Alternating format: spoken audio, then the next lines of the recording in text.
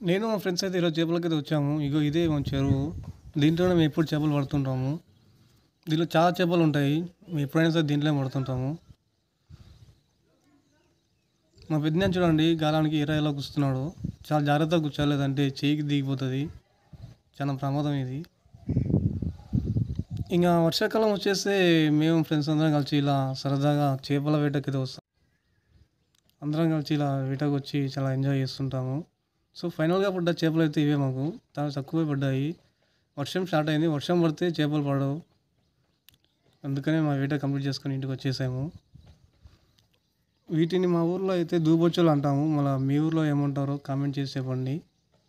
కానీ చాలామంది వీడియో చూస్తున్నారు. కానీ సబ్స్క్రైబ్ చేసుకోవట్లేదు. కొంచెం సబ్స్క్రైబ్ చేసుకోండి. మీరు సబ్ మీరు సబ్స్క్రైబ్ చేసుకుంటేనే మాకు మోటివేషన్ అనేది వస్తుంటది.